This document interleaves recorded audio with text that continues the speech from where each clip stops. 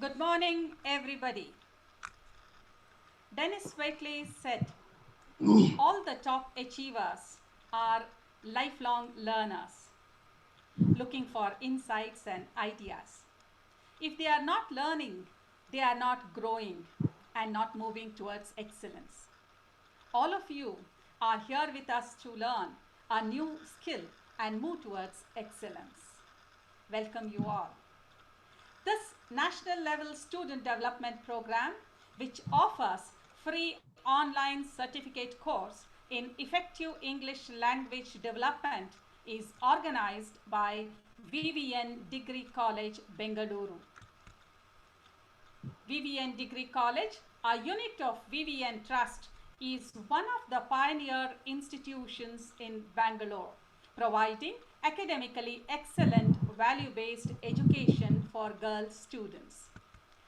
Since its inception, Vasavi Vidyaniketan Degree College has pioneered the discipline of commerce. Our objective is to provide quality education to girl students and empower them. The college offers graduation course in commerce and has sustained its glorious track record all through the years. The institute is located in one of the most posh locations of Bangalore, that is V.V.Puram near Basavanagudi, which makes it easily accessible and safe for girl students. V.V.N. Degree College, affiliated to Bangalore City University, has created an indelible mark for upholding Indian culture and imparting quality education with techno-savvy corporate training programs to enable the students to be confident, responsible citizens with positive thinking and right orientation of mind to face life with all its opportunities and challenges. At V.V.N. Degree College, Vanivilas Road, V.V.Puram, Bengaluru in Karnataka State offers B.Com degree along with certificate courses for all the students.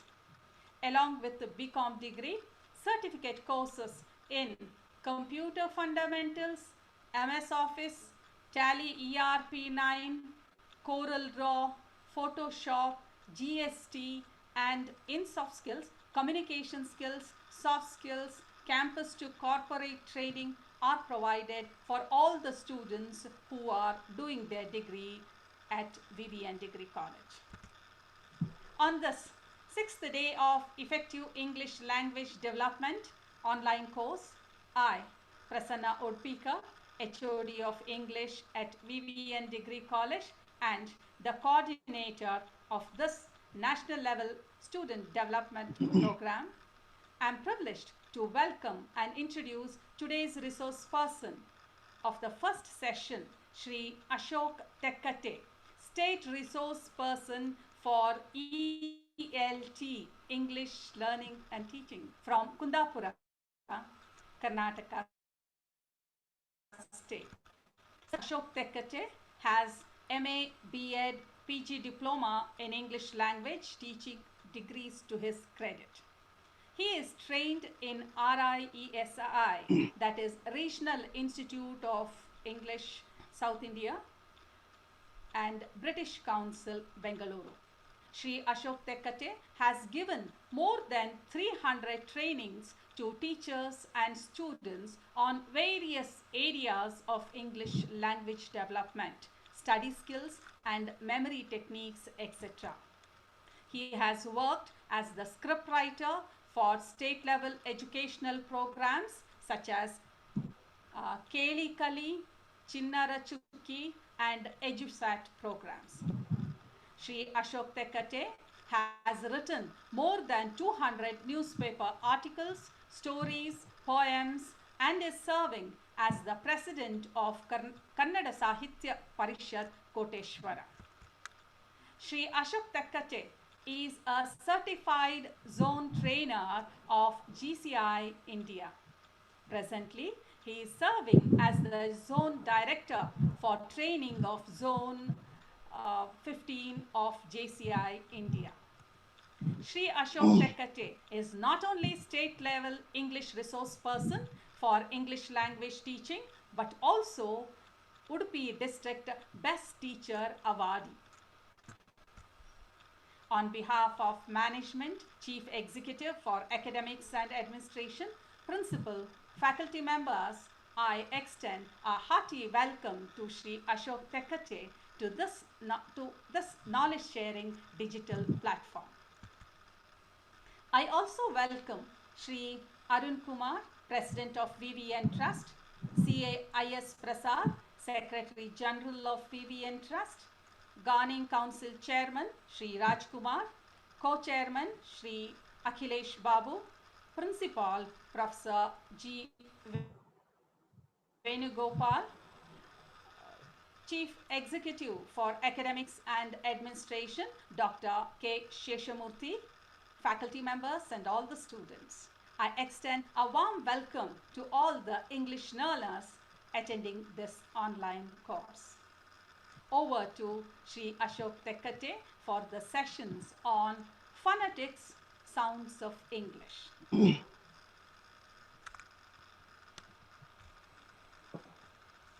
Okay, thank you, madam, for the welcome and also your nice introduction of mine. Thank you so much for that. All the dignitaries over here and all the my dear students. In next 60 minutes, approximate 1 hour, we will discuss something about one of the important areas of language learning, phonetics. It's a very big area. We are focusing on the key points of the phonetics in this session. Okay, let me start with some basics or introduction of phonetics. A language is a system of sounds, letters, forms, and meaning. If you want to become an efficient user of the language, you need to master in all the 4 language skills. You know it, I think, already. Listening, speaking, reading, and writing. Actually, language is basically a speech. Among these 4 language skills, we use speaking and at the same time listening more when comparing to writing and reading. We use speaking more when it comes to language. Normally, we expect an accurate pronunciation from the educated class when we speak. If you are good at grammatical accuracy, if you may be good at your vocabulary, if your pronunciation is not good, it doesn't sound so good to the listener. So, when it comes to the native languages or our home tongue or mother tongue, we don't find any difficulty in pronouncing the words or producing some sounds because we have the letter. For example, let me take the example of Kannada. We have 49 letters in Kannada, approximate same sounds in Kannada, but in English it doesn't happen so. Let me share my screen now.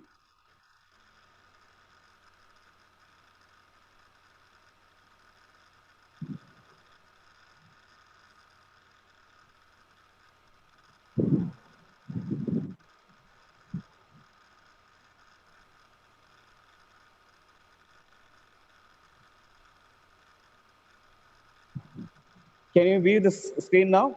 Yes, sir. Yes. Very clear. Okay. Now look at the examples over here. In the first set, we have 3 words: chin, machine, character. The letter CH they are common in all the 3 words, but they produce different sounds: ch in chin, sh in machine, k in character. Look at here. One single sound or set of letters produce different sounds. Let me go to the next example. Give, gate, gin, gym. G sound and J sounds are possible for one single letter, that is G. Another set of examples: ghost, cough, bow. Look at here. The letters GH is pronounced as G in ghost, F in cough. They are not at all pronounced in bow. These kind of irregularities or mismatch between the letters and the sound is very common in English, but it doesn't happen in other languages or in Indian languages. That is why we find it difficult to uh, uh, give the sound to the words in English. Let me go to another example. Look at here. There are 6 words.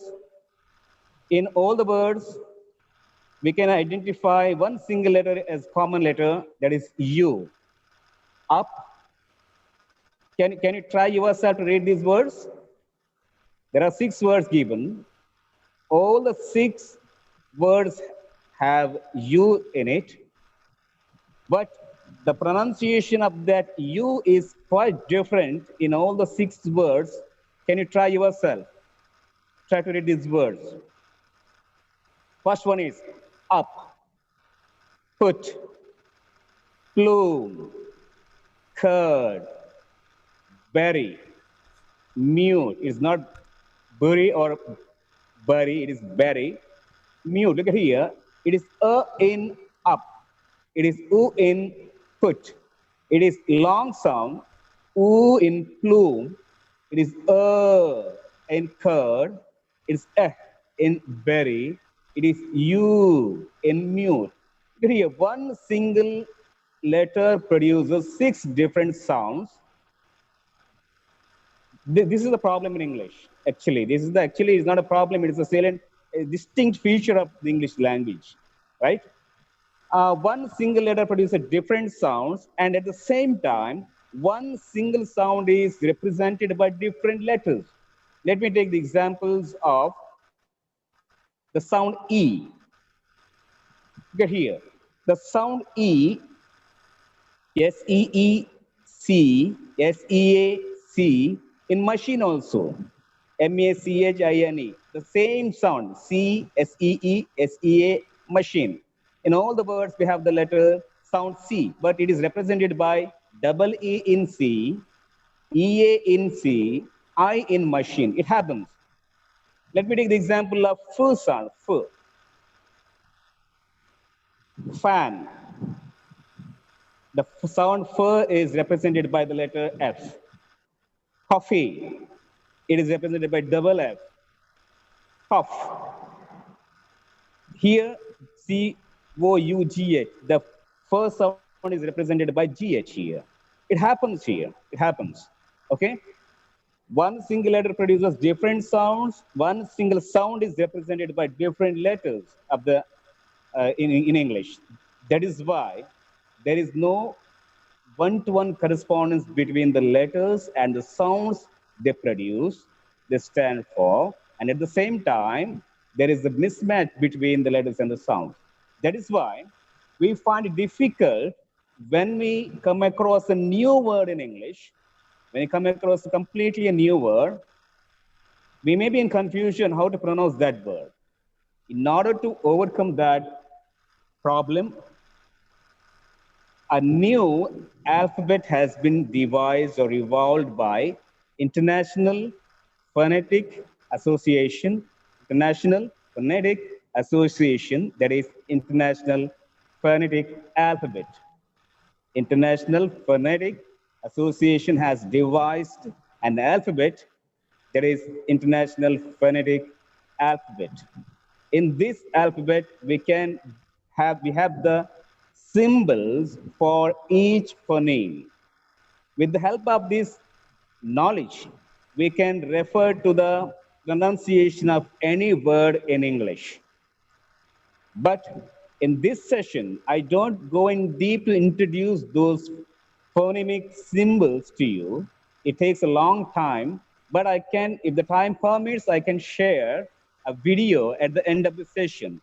If the time is not available, I can provide that video on your WhatsApp group, okay? My primary concern here is little different. My focus is little different in this session. Let me tell you one more thing. We have different dialects, different usages of English all over the world. British English, US English, American English, Canadian English, Australian English, they're different from each. Little bit difference are there in when it comes to the pronunciation. In India, we use received pronunciation. Received pronunciation means the variety of English spoken by the educated class in English. Received pronunciation means the variety of English spoken by variety of English spoken by the educated class in English. It is called as received pronunciation. It is almost like British English. Okay, right. These things are all about the basics of phonetics, the introduction of phonetics. Now, my focus is when we use our language regularly, we do some common mistakes in producing some sounds. Okay, let me go to one of the areas of those mistakes or those important area. That is the pronunciation of past tense forms. In order to make the past tense form of the regular action words, we normally add ed forms. Ed, the inflection ed will be added to the root word. For example, look becomes past tense by getting ed, look, ed. But in this way, there are many words, thousands of words are like that to get ed to become past tense forms. But when they get ed, there are three possibilities of pronunciation at the end. They may end in different sounds. Let me go to the next. Let me go to the sounds here. There are three possibilities: ch sound, j sound, and it sound. Ch sound, j sound, and it sound. Okay, let me tell you, wherever the word, when we have the ch sound at the end, if the root word ends with voiceless consonant, I repeat, if the root word ends with voiceless consonant, the D or ED takes two sound. What is a voiceless consonant? There are two types of consonants: voiceless consonants, voiced consonants. Voiceless consonants means when you produce those consonants, we don't feel any vibration in our vocal cord. A puff of air comes out from our mouth, just a puff of air comes from our mouth. We don't feel any vibration in our vocal cords. For example, we don't feel any vibration here. But when we produce the sound, j, j, j, z, you can feel long, you can produce the sound long z now. Z, z. When you produce the sound long z, you can feel the vibration in your vocal cord. It is a voiced consonant. Z is a voiced consonant. Now try to produce the sound s, s, long s sound. S. When you produce this sound, you don't feel any vibration in your vocal cords. S. The sound is voiceless sound. Okay, don't think too much about these voiceless or voiced. I will give you the examples and you can easily understand where to get two sound for past tense at the end. Okay, if the root word ends with voiced consonant, if the root word ends with voiced consonant, the D or ED takes D sound. Okay, if the root word ends with T or D, the ED takes it form. Okay, let me describe these sounds with examples. Look at here. Look at the examples. Chumped. Ch, U, M, P. The last sound is, don't focus on the letters, focus on the sound here. Last sound is P here. Chump. The last sound is P. When it gets ED, the pronunciation should be jumped, jumped. It is not jumped. It is not jumped, jumped.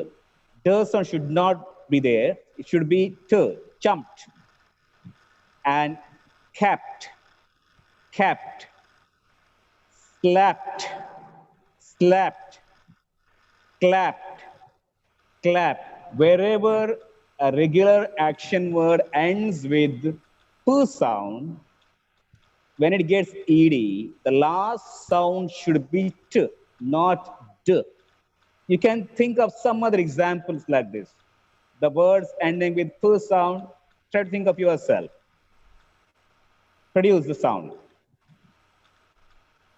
I think it is better you note down the symbols and also the examples given here in your notebook. And I would like to clear one thing. You can observe P, the letter P between two slash marks, or T between two slash marks, K between two slash marks. That means they are not the letters of the alphabet, they are the sounds. They are the symbols, phonemic symbols. They represent the sound. When they are put between two slash marks, they are not the letters of the alphabet, they are the sound, the phonemic symbols. Okay? Treat them like that. Okay. Whenever the word ends with p, the last sound should be t. It's very clear now. Then next possibility is wherever the word ends with k sound, when it gets ed form, the last sound should be t. Try to pronounce these words now. 4 examples are given. Try to pronounce these words on your own. Come on, try. It is not backed, it is backed. It's a very sharp sound. Backed, backed, kicked, kicked, looked, cooked, looked, cooked. It's not like backed, kicked, looked, cooked. The sound should not appear there. It should be backed, kicked, looked, cooked. Okay, it's very clear now. Wherever a regular action word ends with h sound, it gets t at the end. Right, let me go to the next examples. Now, watch here. Wherever a root word ends with sound, when it gets ed, the last sound should be ch. Look at here. Coughed. It's not cough actually. Sometimes we produce that as cough. Cough. Coughed. Coughed. Laughed. Laughed. No, laughed. Laughed. Puffed. Puffed.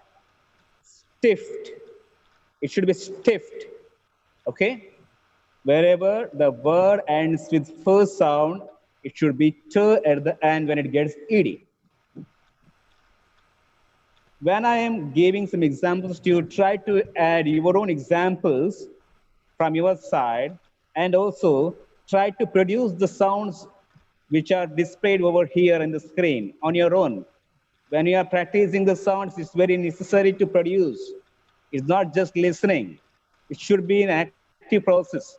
You should listen at the same time, you should repeat it. Then only you can feel the sound here, you can understand it, internalize it, right? Let me go to the next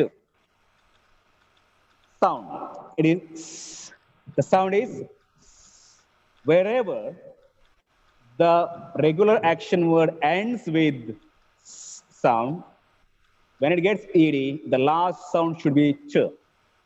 Now let us practice these words given here. Dressed, dressed, hissed, hissed, missed, crossed. It is not dressed, kissed, missed, crossed. No, it is dressed. So a sharp sound should be there at the end. Ch. Hissed, missed, crossed. So we have first sound and third sound here. Now I would like to go to the next one. Look at here, these examples. I think the phonemic symbol given here is not known to you. With the help of the examples, you can trace out the sound for that symbol given here. First, read out the examples. In the left side, the symbol is given. That is the phonemic symbol. Okay. Brushed, brushed, brushed, flashed, flashed, blushed, crushed. Wherever a regular action word ends with sh sound, when it gets ed, the sound should be ch at the end. It's not brushed, flashed, blushed, crushed. It should be brushed, flashed, blushed, crushed. Okay? And let us go to the next sound. Here also, the symbol is not known to you, is not common. If you have studied the phonemic symbols, then only you can understand those symbols here. With the help of the examples, you can identify which sound is that, which symbol is that. Look at the examples there. Matched, patched, touched, punched, matched, patched, touched, punched. The last sound of each root word is ch. Every root word ends with ch. The sound is ch. Wherever a regular action word ends with ch sound, whenever it gets ed to become past tense, the last sound should be ch. Matched, not matched, patched, touched, punched. It should be matched, patched, touched, punched, punched. Clear? Okay, we have 6 sounds like this to get 2 sound at the end for regular action word, regular verb past tense. Right. Okay, let me go to the next one. I already told you wherever a root word, regular action word ends with voiced consonants, it gets d sound. It's not to now, it is d.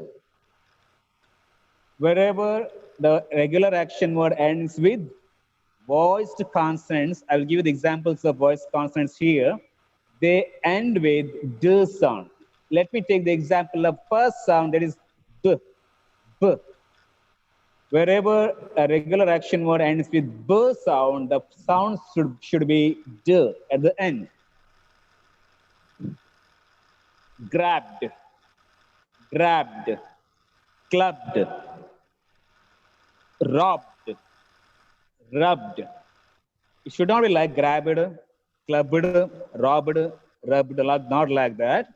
It is grabbed. There should not be a vowel sound in between b and d.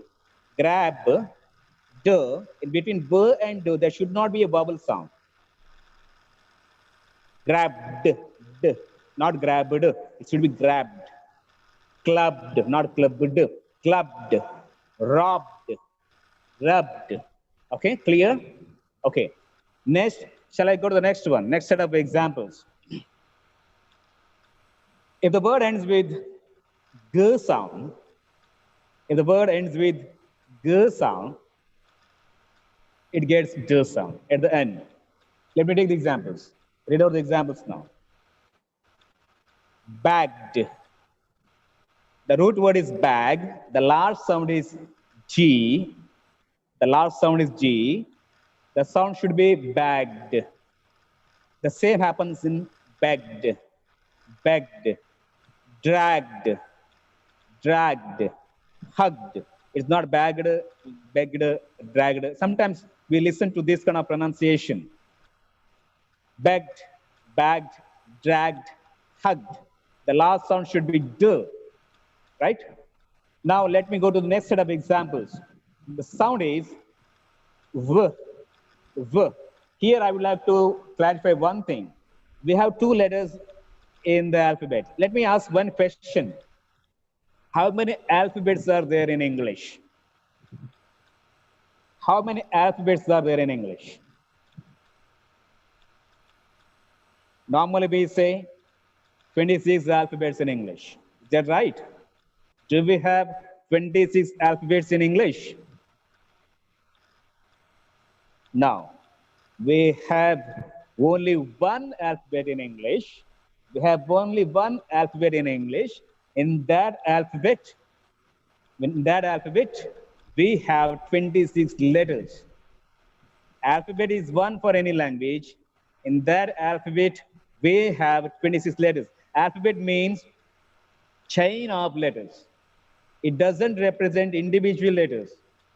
It's a chain. The word alphabet means it is a chain of letters. Okay, we have 26 alphabets. Among them, we have two identical letters. Look at the letters W and V. Both the letters produce the same sound. Are they alike? Are they identical? Are the same? No.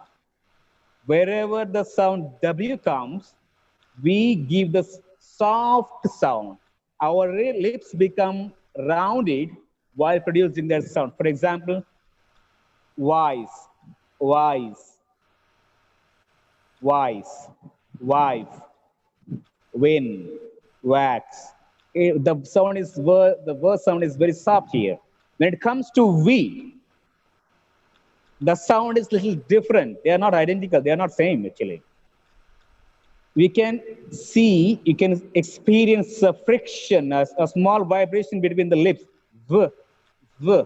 When you produce the sound V, there should be a friction. Where? V, V.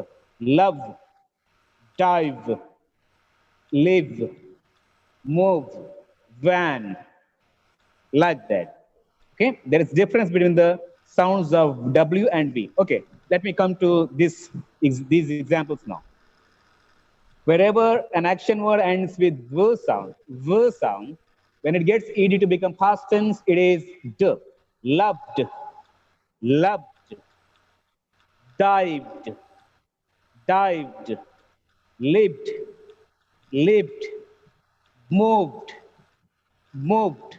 Okay, so whenever an action word or a verb ends with v, g, v, we give the sound d at the end when it gets ed. Let me go to the next set of words. Look at here. The sound is z. The sound is. Here are the examples now here. Buzzed, cloused, amazed, teased. Look at the words cloused and teased. The last letters are SE, but the sound is Z. Buzzed, cloused, amazed, teased. Okay? Right. Wherever the word ends with Z sound, it gets D sound. Let's go to the next set of examples. The sound is M here. Look at the words. Examples given here. Bombed. The root word is B-O-M-B. The last letter is B, but the last sound is M here. The B is silent. That's why I told you already. Focus on the last sound, not the last letter. Last sound is very important to decide whether to add T sound, D sound, or it sound. Here, the last letter is B. Last sound is B. Not last sound is B. Last letter is B, but the last sound is M. Look at here. Bombed, combed, combed, famed, famed, dreamed, dreamed. The last sound is M. When it gets ed, the sound should be D at the end. D. It ends with D. Bombed, combed, famed, dreamed. Try to add some more examples from your side to these examples. Okay? I'm going with the 3-4 examples. That's enough for you to understand. Next, it's N sound. Next, it is N sound. Wherever an action word ends with N sound, it gets D sound at the end when it becomes past tense. Let me read the examples here. Banned, can't, find, lined. It's not banned, canned, find, lined, not like that. Should be banned, canned, find, lined. Okay, clear. Now z, m, n. Here also we get d sound at the end of the past tense form. Okay, next go to the next set of words. Wherever an action word ends with l sound, it should be d at the end when it gets ed to become past tense. Let me read the examples here. Build, build, cold, cold, drilled, drilled, filled. Look at here, look at the word C-A-L-L-E-D. It's not call, it is cold, cold. The pronunciation is cold, cold, cold. Okay, right. Repeat. Let me repeat the examples once again. Build, cold, drilled, filled. Clear? Right. The next sound is r, r. Wherever the word ends with r sound, it gets d sound. Okay. Bowed, bowed, cared, cared, cured, dared. Bowed, cared, cured, dared. Okay. Here the last sound is r, and the last sound of the past tense form of this word is d. Okay, right. Let me go to some other sets of examples now. Here also, four sounds are given here. They are not identical to you. They are, I think you are not familiarized with this, might not be familiarized with these sounds. Right. If you read the examples, you can easily identify the sound. Let me go to the examples first. Bridged, caged, engaged, lodged. Which sound is that? Which sound does that symbol represent? The sound is j. The root word bridge is not bridge. Sometimes we produce the sound bridge, large, knowledge. No, it's not right. D is silent. D is silent here. Bridge, bridged, cage, caged, engage, engaged, lodge, lodged. Okay? Wherever the word ends with j sound, it is d at the end when it gets the past tense form. Right. Can you identify the sound of the symbol in the next set, second set? Which sound is that symbol represent? The sound is the here. Bathed, cloud, loved, smooth. Bathed, cloud, loved, smooth. Look at the word smooth. The root word S-M-O-O-T-H. Sometimes we read it as smooth. The last sound is not th here. It's not th, it is the. It is smooth, not smooth. It's the, smooth. Okay? Let me repeat. Bathed, cloud, loved, smooth. Whenever an action word ends with the sound, and when it gets ed to become past tense, the last sound should be d. Right. Can you read the next example? Only one example is given. Can you identify the sound there?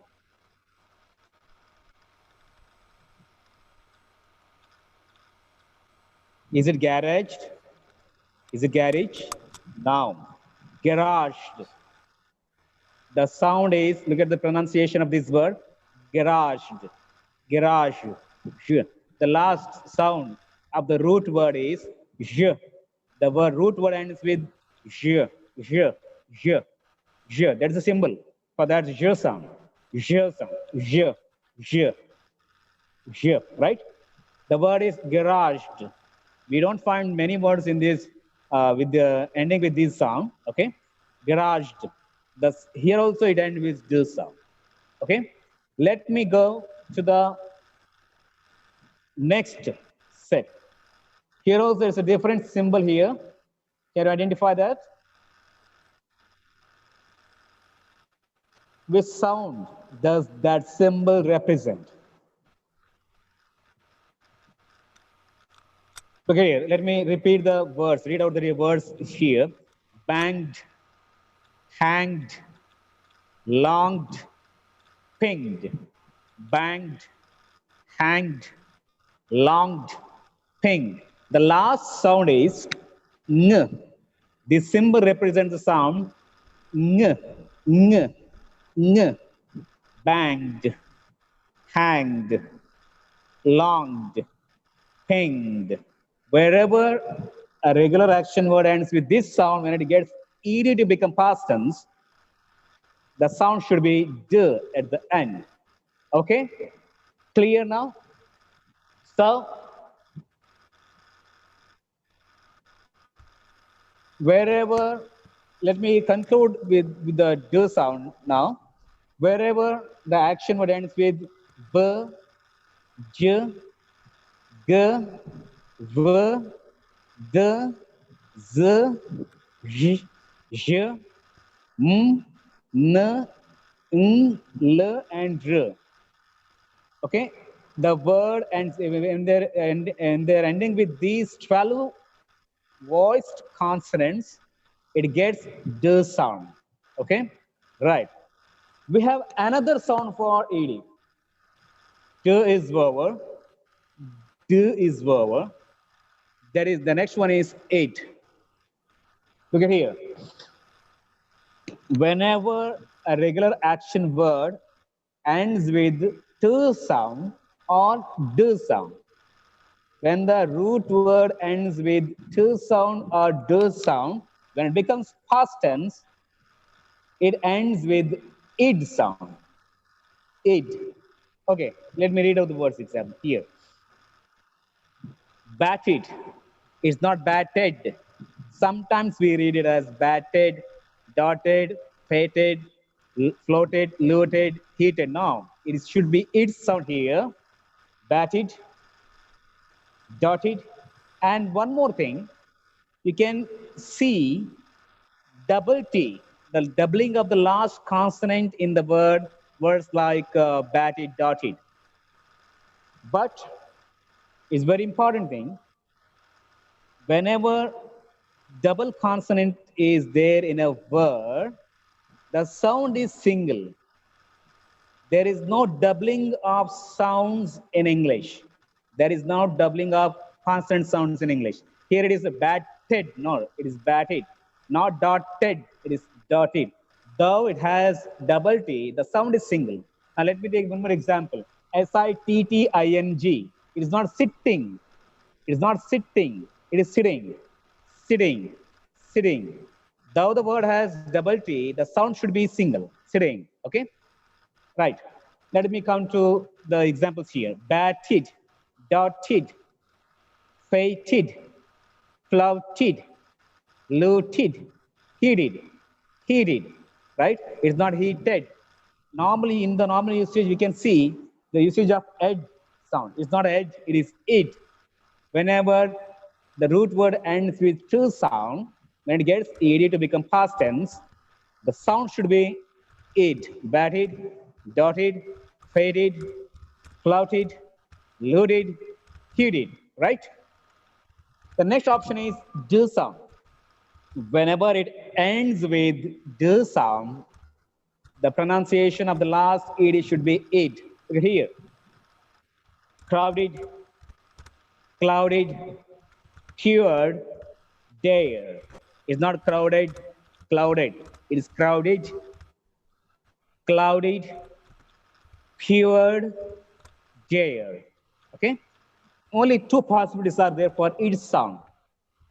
Right?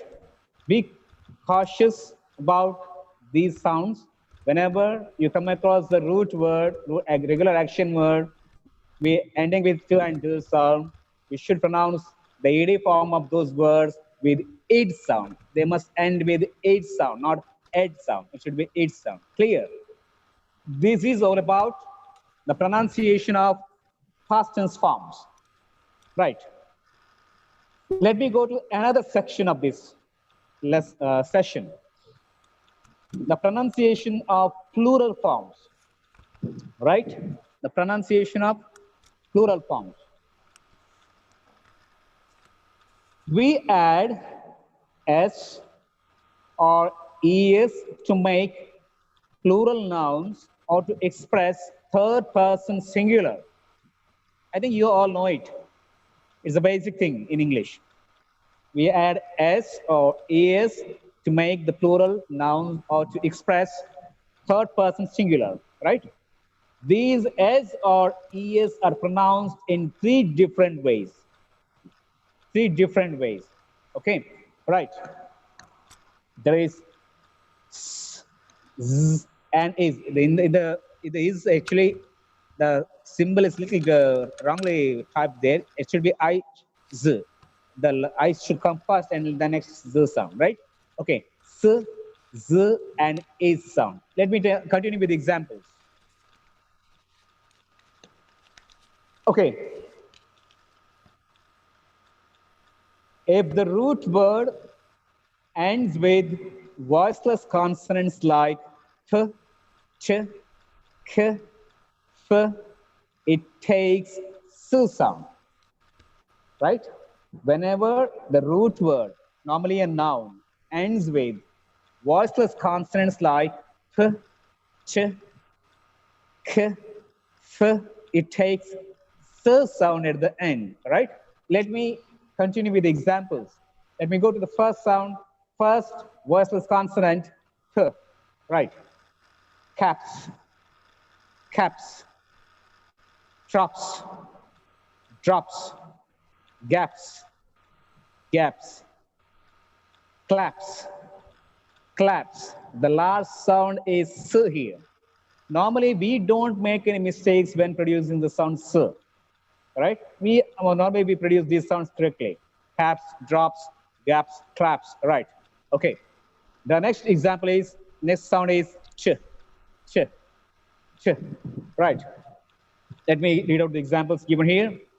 Bats, bats, bites, bites, cats, cats, dots, dots, bats, bites, cats, dots, right? Okay, next sound is k, k, bites. If the root word ends with this sound, k sound, when it gets es to become past tense, it gets s sound at the end. Sorry, es to become the plural form, it gets s sound at the end. Bikes, cakes, lakes, hacks. Okay, the next sound is or the next sound is right. It's a voiceless consonant, right? Laughs, coughs, sniffs, right? In this way, laughs, coughs. The root word ends with first sound. When it adds s or es to become past tense or third person singular, the last sound should be right. Okay, let me go to the next examples or next sounds. If the root word ends with voiced consonants, now here we have completed with the s sound. Only three possibilities are there for s sound. Now it is z sound. Whenever we add z sound to a plural noun or a third person singular, right? If the root word ends with the voiced consonants, here it is voiced consonant. I didn't focus on that area. Voiced consonants, right? Focus on that point. Voiced consonants like b, d, g, v, m, n, l, and all the vowel sounds. It takes z sound, right? Let me continue with examples. The first sound is B, right? Cubes. It is not cubes. When we produce the sound Z, normally we make a lot of mistakes here. We must focus on this sound here, right? Cubes, cubes, clubs. So here, club, when it gets S to become past plural form, the last sound is not S, it is Z, Z, clubs, clubs, not clubs, cabs, cabs, not cabs, cabs, not jobs, not jobs, jobs, jobs, jobs, right? Okay, let us go to the next example. J, J. Okay, let me read the examples now. Birds, not birds, birds. Cards, cards, cards. Here the last letter is D. Last sound is D. It's not cards. It's not car. It's not cards. It is cards. Fowls, fowls. Mouths. It's mouths, not so sound. We must be very careful that there should not be so sound at the end. It should be do sound at. It should be zo sound at the end, right? Okay, let me go to the next example. Next sound. Wherever a regular plural noun, plural verb ends with g sound, if a plural noun gets s, when it has g in the root form, it gets z sound, right? Bags, legs, dogs, frogs, bags, legs, dogs, frogs. Okay? If a noun ends with g sound, when it gets s to become plural or third person singular, it gets z sound, not s sound. We must be clear about this sound. Not s sound, it should be z sound. Right. Let me go to the next examples. V. The sound is V. It is not caves. It is caves. Caves. It's not wives. Wives. Wives. Loves. Loves. Loves. He loves. Actually, it's not loves. Loves. Loves. Moves. Moves. Bus moves on the road. Moves, not moves, right? Whenever a noun ends with v sound, when it gets es to become plural form or third person singular, it gets z sound at the end, right? Next, m sound. The sound is right? Combs, bombs, tombs, games. Tombs, the words have b at the end, but the last sound is m. B is silent here. I already discussed about those things. Combs, bombs, tombs, games, right? Okay, let me go to the next sound, that is n. If the noun form ends with n sound, when it gets s to become plural or third person singular, it gets z sound at the end, right? Cans, not cans, cans. Dens, it's dens. Fans, not fans. I have a lot of fans, no. I have a lot of fans, fans. Lines, lines in the notebook, no.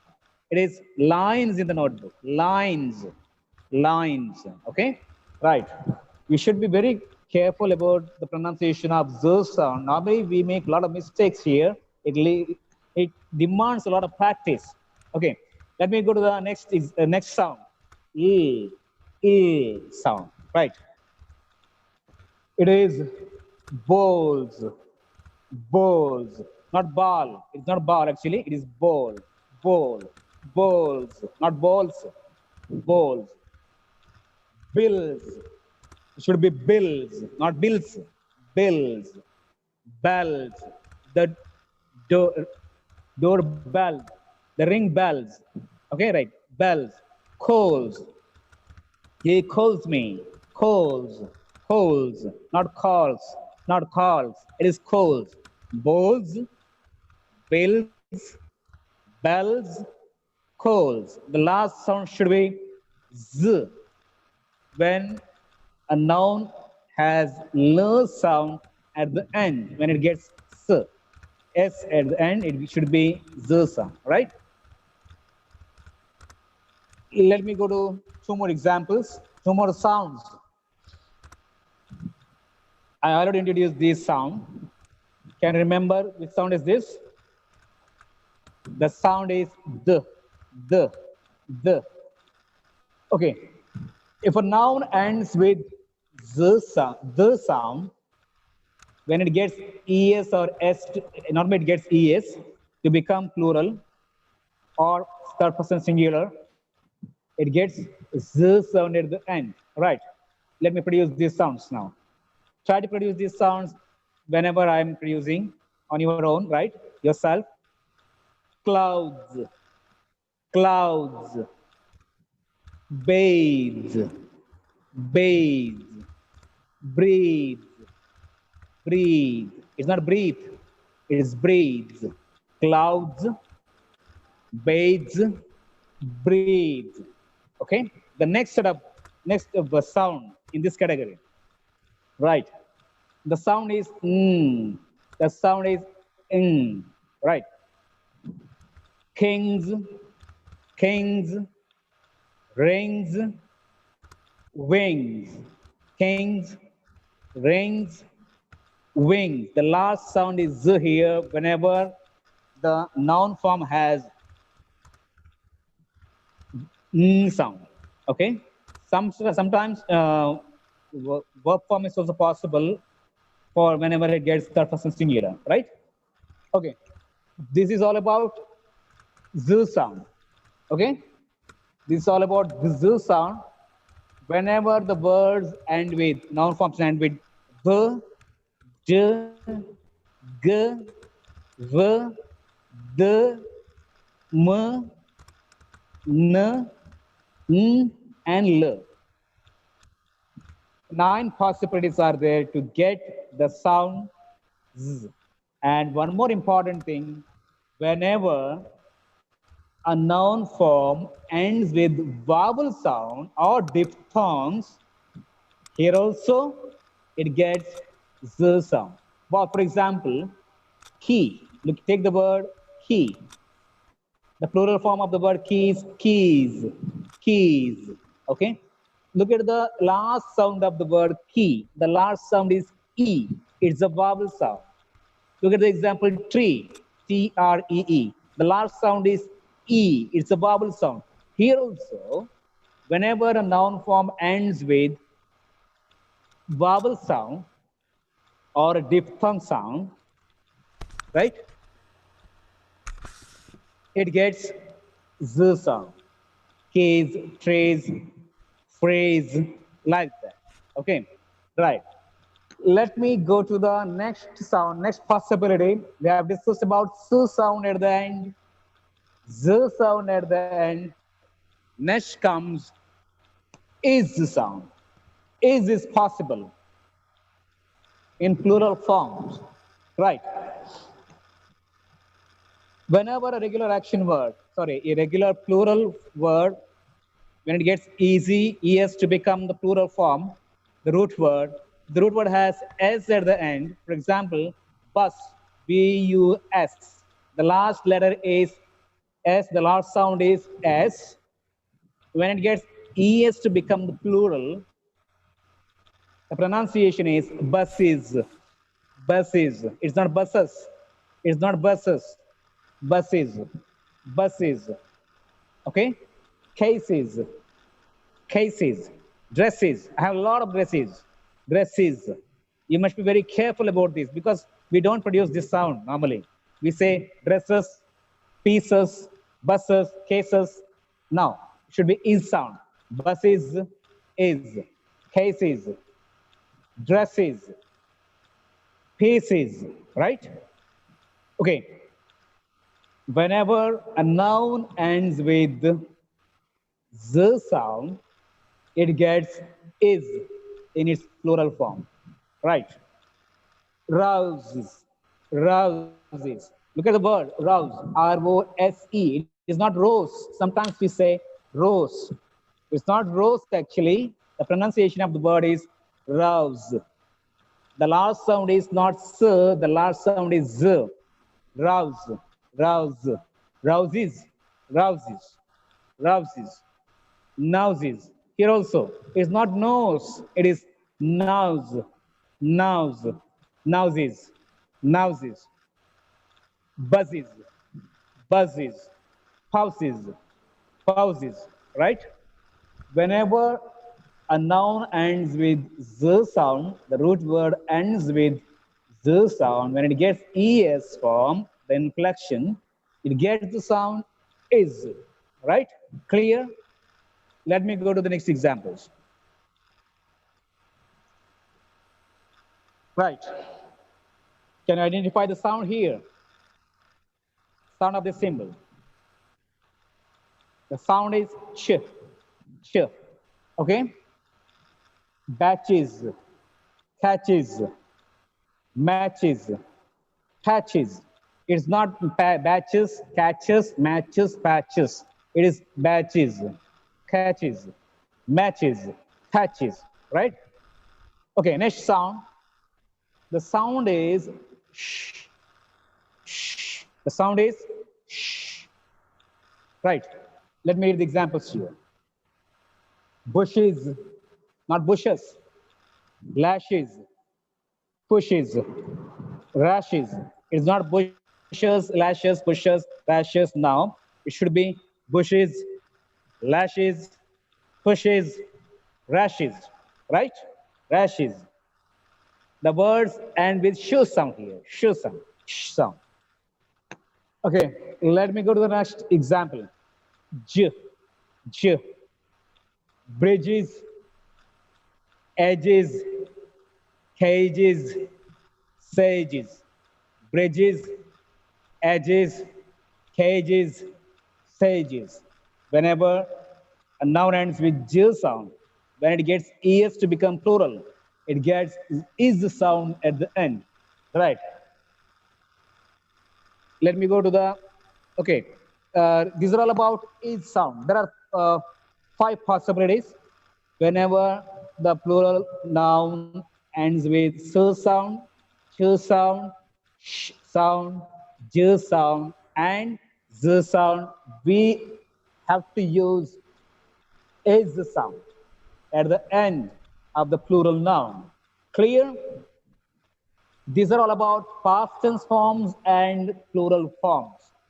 Let me go to some other important areas where we make some mistakes normally. The next area is the pronunciation of the letter R or R sound, right? R phoneme. Okay, if a word ends with, if a word ends with R or the letter R, we should not pronounce the R sound. If a word ends with the letter R, which in an isolation, we should not pronounce the word sound R, right? It's door. It's not door. It's not door. It's door. Flower. Flower. It seems like we have produced the sound R, but you should not produce that. Flower. Near. Near. It's not near. Near. Clear. Clear. In isolation, when we, if the word has the letter R at the end, we don't pronounce that word, that sound, okay? Next, if a root word ends with R and the next word begins with the vowel sound, we need to pronounce the sound R. I repeat, if the root word ends with R, the next word begins with the vowel sound. Let me take the example. Door entrance, door entrance. Look at here. The word door ends with the letter R. The next word starts with the letter or the sound E. E. The first sound of the next word is a vowel sound. E is a vowel sound. Here we give the sound to the R in the word door. Door, entrance. Far end, far end. Clear? If the next word starts with the vowel sound, the previous R is pronounced. Okay? Okay, let me go to the third part here. If R is followed by a consonant sound, we should not pronounce the sound R. Right? Look at here, car shed, car shed. The word car, C-A-R, the last letter is R.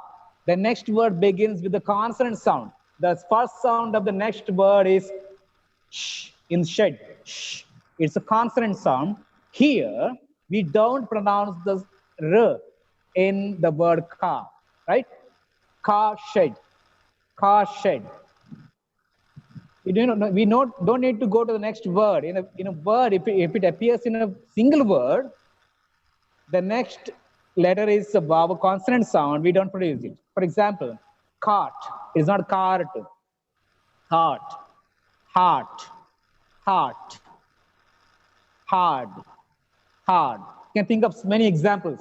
Word, word, girl, girl, right? Whenever the letter R is followed by a consonant sound, the letter R is not pronounced at all. It's silent here. Cart, heart, hard, word, chart, park, like that. We're clear. Okay? These three important things relating to the pronunciation of R. Very simple. I can give you R before a vowel is pronounced, R before a consonant is not pronounced. In one sentence, I can take the gist of this. R before a vowel is pronounced, R before a consonant sound is not pronounced. That's all, right? Yes. Let me go to the pronunciation of the letter C here. It's very important. I already told you one single letter stands for many sounds. Whenever the word has C, there are two possibilities of sounds, S or K. Either it may give the sound S, either it may give the sound K. Okay, right. Wherever as the letter C is followed by I, E, Y, it is pronounced as S sound. I will explain with examples. Look at the word cinema. The letter C is followed by I here, I. So it gets the sound S, cinema. Circle, here also C is followed by I. Scent, C is followed by E. The sound for C is S here. Cyber, C is followed by Y. The sound for C is S here. Cyclone, receive, deceive, receipt. Look at the pronunciation of this word. It's not receipt.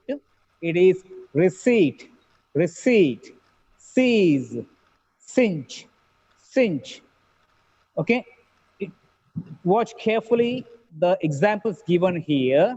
In all the examples, C is followed by I, E, Y. Wherever C is followed by I, E, and Y, the sound for the letter C is always sound, right? When do we use K sound for C? If C is followed by A, U, O, or a consonant letter, it is pronounced as K. Let me take the examples. Cat, look at here, C, A, T. C is followed by A. The sound for C is K here. Cable, the same thing here. Camel, cut. C is followed by U here. The sound for C is K. Cub, cup, cure, because, clouds. Look at here. C is followed by a consonant here. C is followed by a consonant. The sound for C is K. Clouds, crack, click, crown, crown. Okay? Clear? When C is followed by A, U, O, or a consonant letter, it is pronounced as K. Okay, let me go to the next part. The pronunciation of double C in a word. Well, we do a lot of mistakes here. Okay, if the second C is followed by E, I, Y, it looks like L, it's not L, it's actually I. E, I, Y, it gets the sound S. Look at here. Let me take the example. Accent. Sometimes we read it as accent. It's not accent, it's accent. Whenever a word has double C together, the first sound for the first C is always K. I repeat, whenever a word has double C, the sound for first C is always K. The second C may change. The sound for second C may change. If the second C is followed by E, I, Y, it gets S. For example, an accent, AC, accent, because C is followed by E. Accent, accident, here C is followed by I. Acceleration, accept, sometimes we read it as accept. No, it's not accept. Accept, access, right? Now, if the second C is followed by A, O, U, or a consonant, it gets the sound K. You get here, account. It's not a sound, it is account. The second C is followed by O here. That's why the second C gets K sound. The single sound is here, account, according, accurate, accommodation, right? Most of the times we do mistakes here. Sometimes we read it as accept instead of accept, accent instead of accent, right? Like assess, access. Now, right? It should be. I hope you understood, right? Let me go to the next part. The pronunciation of the word the. Here also two possibilities. The is pronounced as the. Pronounced as the when it is followed by a vowel sound. The pronunciation of this when it is followed by a vowel sound. For example, the apple, the apple, the orange, the orange, the elephant, the end, the umbrella. Okay? When th is pronounced as the, not the, when it is followed by a consonant sound. The car, the book. Look at here, the car. The first sound of the word car is a consonant one. That is why it is pronounced the car, not the car, the book, the flower, the clock, the news, the table. Clear? Whenever th is followed by a vowel sound, it is pronounced the. Whenever it is followed by a consonant sound, it is pronounced the. Clear? Now let me go to the pronunciation of some commonly mispronounced words. I would like to end my session with these examples. I'm coming to the last part of my session, right? Most of the times we produce wrong pronunciation for these sounds. Observe and listen carefully, right? Students, students. Sometimes we read it as students. It is not students, not students. Foot, not food. Women, not women. Sometimes we read it as women. It is not women, it is women. Goods, not goods. Goods. Again, not again. Again. Sword, not sword. sound is not there. Sword, not sword, sword. Auto, auto. It's not auto. It's not auto rickshaw. It's auto rickshaw. Automobile, autobiography. Auto, right? Here, it is not principal, it is principal. There are two possibilities of sounds. P-R-I-N-C-I-P-L-E, P-A-L. Both the times, the pronunciation is same. We live with principles. The principle of our college. The principle of our college. The principle, the pronunciation is both the time same. It's not principal. It's not principal of our college. The principle of our college. Principle, not principal. It is principle. Okay. Gesture. Most of the times we pronounce it as gesture. It is not gesture. It is not gay. It is gesture. Gesture. Next it is wool, not wool. Wool. Next it is wolf, not wool. Sometimes we make it longer. Wolf. It is not. It is arch. Arch, not arc. Not arc. The last sound is ch. Arch. Which month is going on now? It's not August. It is August. August. The pronunciation of the word. What he is August, not August. August or August. It is August. Look at most common problem here is not blue. B-L-E-W. It is not blue. It is blue. It is blue. B-L-U-E, B-L-E-W are homophones. They are same. It is blue, right? Food, not food. Food. It's a long sound. It's not food. It is food. Woman, woman, not woman. Sometimes we produce that woman, not woo, woo, woo. Word should be there. Woman, about, not about. It is about, about. Parrot, not parrot, parrot. Coal, not call. So, not saw. I saw a film now. I saw a film yesterday. So, once again, flew. Wherever the word ends with EW, the last sound is always oo, long oo. Flew, not flew. It is not flew. It is flew. The birds flew away, right? Next, here the same thing. Few, right? Not deer, it is deer. Deer. Okay. Not honest, it is honest. Honest. H is silent and nest, honest. Marriage, not marriage.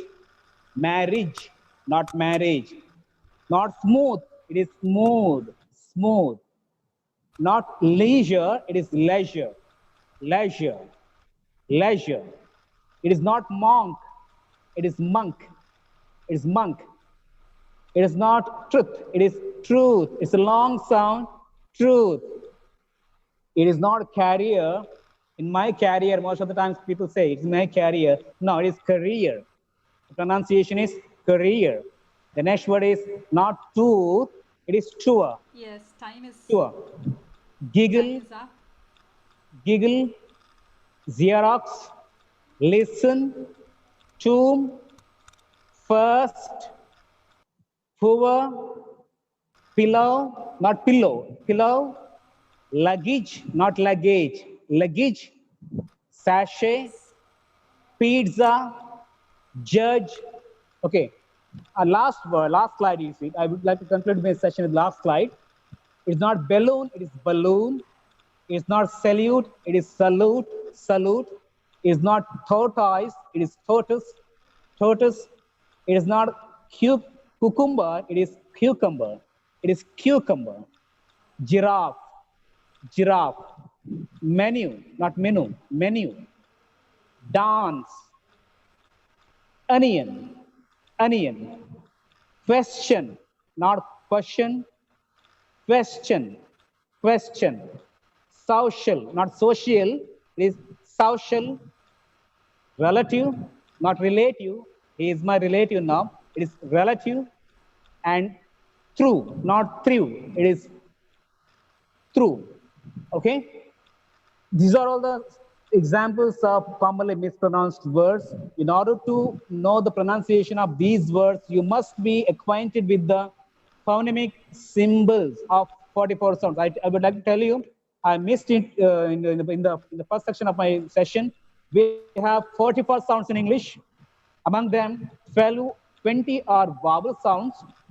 I should have been told it in the earlier part of my session.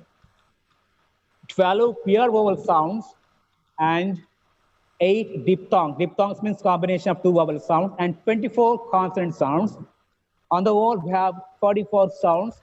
If you are acquainted with the symbols of 44 sounds, you can refer to a good dictionary. You can refer to you can watch an app. You can use an app to know the pronunciation of the words given. For that, I would like to upload a video on the symbols and also the 44 sounds on your WhatsApp group. That's all from this session. Thank you. Thank you for the opportunity. Thank you so much. Thank you. Yes. Thank you, sir. On time, you have concluded. There are a lot of messages sent, appreciation that the session was very enriching and informative. One of the most important effective language delivery is pronunciation. If pronunciation is not taken care of, then all our efforts to express our ideas effectively will go away or will be undermined. So, about pronunciation, very effectively you have delivered your lecture, sir. And we are going to have another session of yours after a day. And I think then we shall take up all the questions that the students have asked here regarding their confusions in pronunciation of certain words. On behalf of the management, members, chief executive for academics and administration, principal and faculty members, I express my gratitude Shri Ashok Tekkate, state resource person for English language teaching, for accepting our invitation to share his knowledge in this national level student development program. Thank you, sir. Thank you so much. Thank you so much for the opportunity given. Thank you so much to you and also the principal of your college. Thank you so much. And also thank you for the patient listening of all the participants, the students over there. Thank you. Thank you, sir. William Shakespeare said, "We know what we are, but know not what we may be." Now, the second session will be taken by Professor B.N. Balaji on language learning through William Shakespeare's plays. I consider it to be my deemed honor to introduce Dr. Professor Balaji, who needs no introduction for the people of Karnataka, especially English teachers fraternity. Dr. Balaji, renowned professor of English who has served with distinction at Mysore and Sai Baba University, Andhra Pradesh, is an erudite scholar and an household name among lovers of English literature in Karnataka.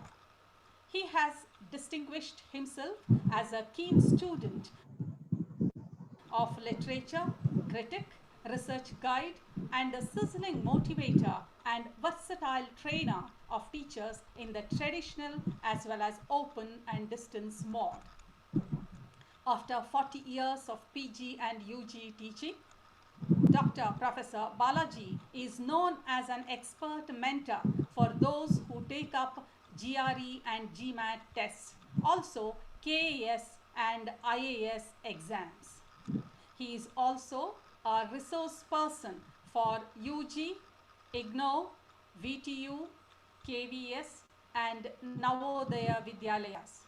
He has delivered lectures in all major cities in India and London, New York, Chicago, Beijing, Hong Kong, Singapore, Kuala Lumpur, and has conducted seminars at various national and international conferences.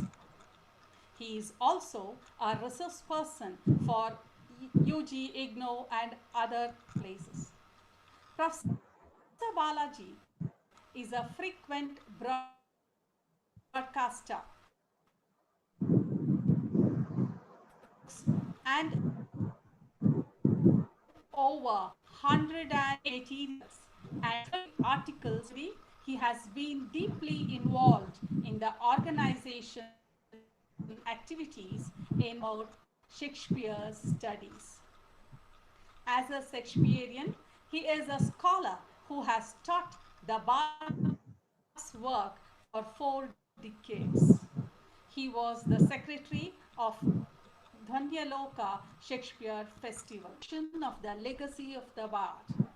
This includes pictures, posters, photographs, display cards, and theatre material he has collected from London, Stratford, New York, Bombay, and Delhi. He has held dozens of exhibitions with his rare connections of artifacts and memorabilia of Shakespeare at national festivals of drama.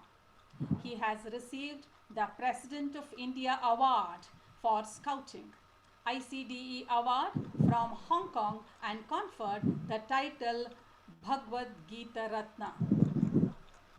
On behalf of President of V.V.N. Trust, Shri B.S. Arun Kumar, Secretary General CAIS Prasad, Governing Council Chairman Shri Raj Kumar, Co-Chairman Shri Akhilesh Babu, Chief Executive for Academics and Administration Dr. K. Sheshamurthy, Principal Professor Venugopal, all the faculty members and students at V.V.N. Degree College, I extend a hearty welcome to Dr. Professor Balaji to this digital platform to speak on the topic Language Learning through William Shakespeare. Sir, over to you. Thank you for a flattering introduction. And good morning to my netizens, learners, students, and activists who would love to enhance and enrich their spoken and written English language through your workshop. I congratulate the V.V.N. College, headed by Professor Prasanna Udikar, and the whole team, the technical team, for launching upon such a stupendous task, running to almost 15 days. I'm indeed fascinated by your energy and also the concern that you have shown for students.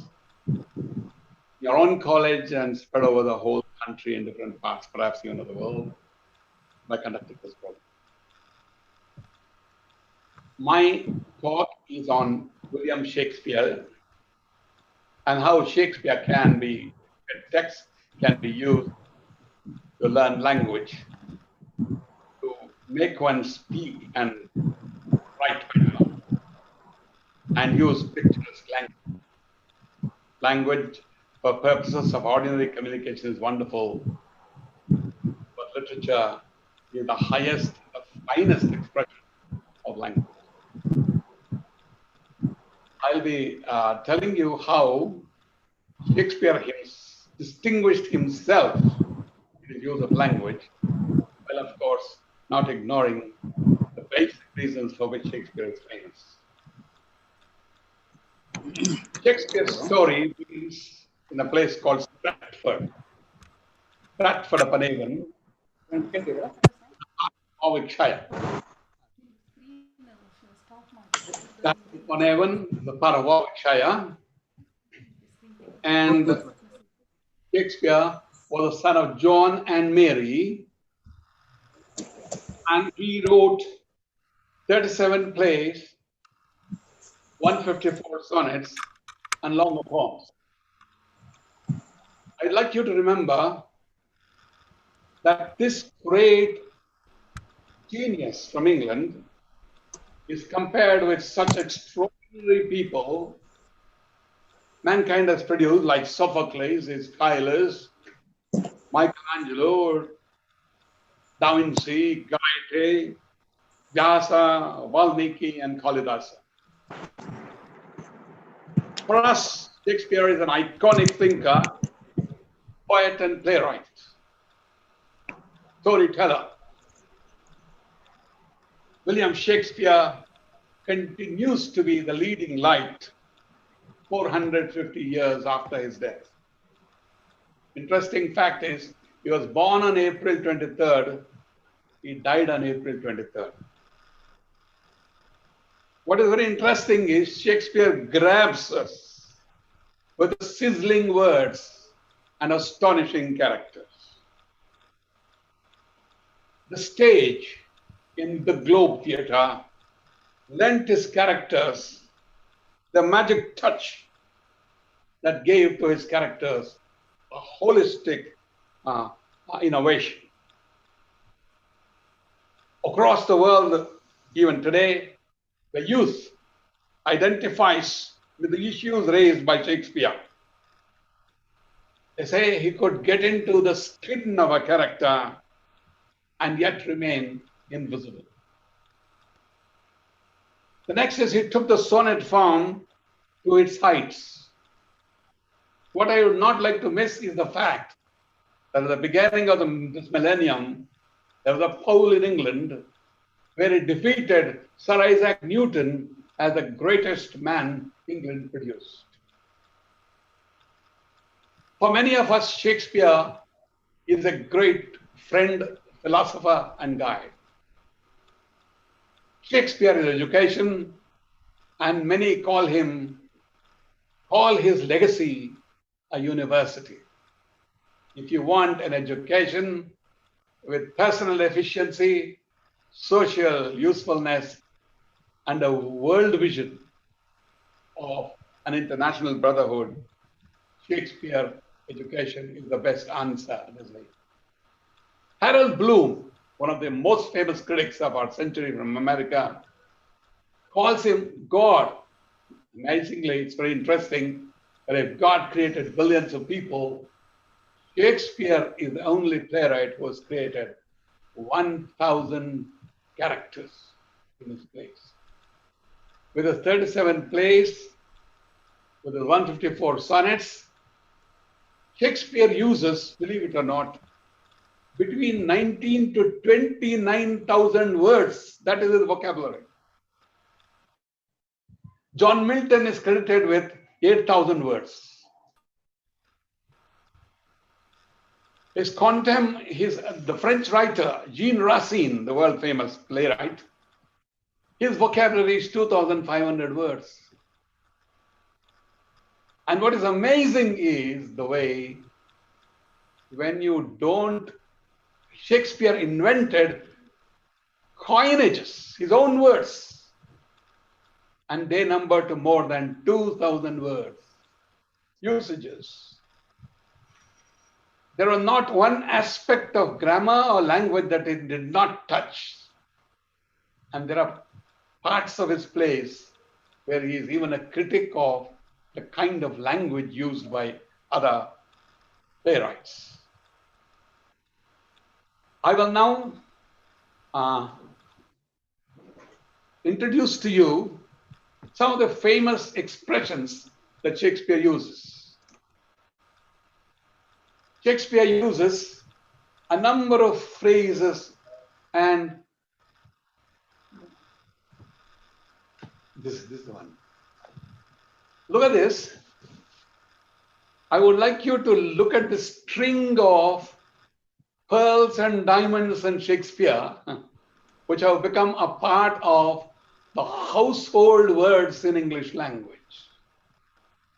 That's why I said, if you don't have these words in your language and Shakespeare's structure and vocabulary, you cannot use picturesque language, nor can you use the language of power. Look at this. If you cannot understand my argument and declare it's Greek to me, you're quoting Shakespeare. If you claim to be more sinned against than sinning, you're quoting Shakespeare. If you act more in sorrow Then in anger, if your wish is father to the thought, if your lost property has vanished into thin air, you are quoting Shakespeare. If you have ever refused to budge an inch or suffered from green-eyed jealousy, if you have played fast and loose, if you have been tongue-tied a tower of strength, hoodwinked or been in a pickle, if you have knitted your eyebrows, made a virtue of necessity, insisted on fair play, slept not one wink, stood on ceremony, danced attendance on your lord and master, loafed yourself into stitches, had short shrift, cold comfort, or too much of a good thing. If you have seen better days, or lived in a fool's paradise, why, be that as it may, the more fool you are, for it is a foregone conclusion that your as good luck would have it, you are quoting Shakespeare. If you think it is high time and that it is the long and short of it, if you believe that the game is up and the truth will out, even if it involves your own flesh and blood, if you lie low till the crack of doom because you suspect foul play, if you have your teeth set on edge at one fell swoop without rhyme or reason, then to give the devil his due, if the truth were known, for surely you have a tongue in your head. You are quoting Shakespeare. Even if you bid me good riddance and send me packing, you wish I was dead as a doornail, if you think I'm an eyesore, a loafing stalk, the devil incarnate, a stony-hearted villain, bloody-minded or a blinking idiot, then by Jah, oh Lord, tut, for goodness sake, what the dickens? But me no buts. It's all one to me, for you are quoting Shakespeare. Now, please note that all these expressions are collected from Shakespeare plays. And if you visit the Globe Theatre, you can see this passage put up on a beautiful display board. Now, this is the wealth and power of the English language that makes it so rich, versatile, timeless, and worth a second reading, a third reading, a fourth reading. Now, when you ask Shakespeare, what do you do when you run out of phrases or words? They say in Indian rasa theory that words cannot express the complex emotion of a complex character. And how do you do it? Words are the only medium that a poet can use. Shakespeare created new words, coined them, and that is what William Shakespeare did. So the next time you dismiss someone for using a cliche phrase like, love is blind, or a simple sentence like, all that glistens is not gold. Please remember, it is not your usage or English usage, it is the original Shakespeare. They are citations from The Merchant of Venice, the famous play of Shakespeare. That is why I said, if there is power in English language, it comes from the Bible, William Shakespeare, John Milton, Dickens, Wordsworth, Byron, Shelley, Keats, Coleridge, and so on. The whole tradition of British poetry, drama, and prose. Look at these. I just tell you from what place these usages are from. Look at a word like good riddance, Trialus and Cressida, heart of gold, Henry V, naked truth, love's labor lost, vanish into thin air, Othello, too much of a good thing, as you like it, wear your heart on your sleeve, Othello, wild goose chase, Romeo and Juliet, crack of doom, Macbeth, break the ice, the taming of the shrew, and the most famous phrase, the milk of human kindness, from Macbeth. Look at these. I've just listed a few. There are hundreds of words like this. Words like addiction, bedazzled, eyeball, fashionable, scuffle, auspicious, dwindle, watchdog, puking, cold-blooded. These are Shakespearean terms which have become a part of the English language. Now, this is so, there is his philosophy of life, the vision of the world, which tells you life of man in love, life of man in war, the world of assassinations in the great chronicle plays, and then when you come down to Tempest, you even see Shakespeare covering colonialism and even post-colonialism, which we talk about. Though, of course, his own female characters sometimes confuse you with the gender bias that openly comes out in some other place. At the same time, Shakespeare is not merely for the textbooks of poetry and drama. He has been a perennial inspiration for writers for centuries, inspiring innumerable novels, stories, and films, which are born out of Shakespearean literature. Several films that you have watched may have unacknowledged and uncanny similarities with Shakespearean plots. Indians are masters of it. Many Shakespeare's plays have been written as short stories and novels without changing even their names. Many modern movies are inspired by him, believe it or not. Moby Dick by Herman Melville, the American novelist, is said to be inspired by Macbeth and King Lear. Aldous Huxley, the 20th century novelist, who wrote A Brave New World, wrote a novel which has roots in The Tempest. The same play is the inspiration of Margaret Atwood's Hagseed. E.K. Johnston's Exit, Pursued by a Bear, is inspired by the famous line from Shakespeare, The Winter's Tale. It's interesting to note that Shakespeare reached the screen towards the end of the 19th century. In 1899, a brief silent clip from Shakespeare's King John was released by a London studio. Filmmakers in France, United States, Italy, and Germany soon started to make movies based on the plays of Shakespeare.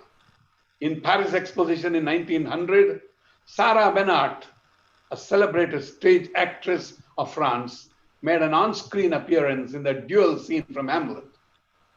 17 adaptations of Hamlet, 10 of Julius Caesar, 8 of Macbeth, 10 of The Merchant of Venice reached America's movie screens during the first 3 decades of the 20th century. When I visited Stratford, the director of the Shakespeare Center told me, "Professor, can you believe that was in 2007? There are more than 15,000 books and articles on just one play of Shakespeare, and that is Hamlet. And from much water has flowed down the Thames from 2006 till today, and you can imagine it must have reached 20,000 now with the explosion of publication all over the world today." Now, how has Shakespeare inspired the movies? Thousands of films have taken inspiration from Shakespeare. I must mention Akira Kurosawa, renowned filmmaker, Japanese filmmaker, directed Throne of Blood, is based on Macbeth, and Ran in 1985, which is inspired by King Lear. My Own Private Idaho by Gus Van Sant is influenced by Shakespeare's Henry IV. And some of the greatest actors in the history of mankind, from Burbage in the 16th century to Benedict Cumberbatch, who played Hamlet. There are any number of Actors: Richard Burton, John Mason, Sir John Gielgud, Laurence Olivier, probably the most famous actors in the history of mankind who have played Shakespeare plays. And especially Sir Laurence Olivier successfully adapted Shakespeare's plays like Henry V, Richard II, and Richard III. Interestingly, Shakespeare has wielded its influence in India too. Most of the Indian languages have Shakespeare translations, and most of India's filmmakers in more than 24 languages have Shakespeare in one form or the other. It may be just a Bahadur Gandu in Kannada, or Vishal Bharadwaj producing Omkara, Makbul, and Haidar. Shakespeare has been extremely popular and even achieved critical successes in India. In Tamil, for example, Jairaj,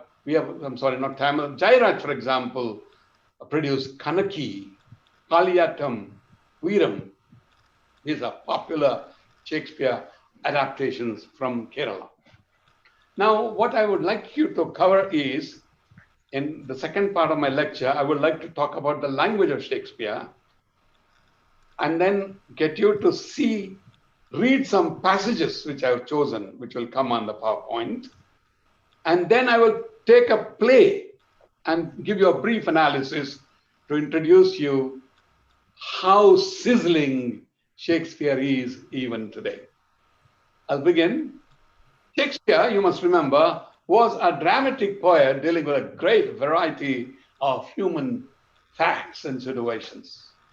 Naturally, he needed a large vocabulary to write on such a wide variety of subjects. The greatness of Shakespeare from the linguist's point of view does not lie in the fact that he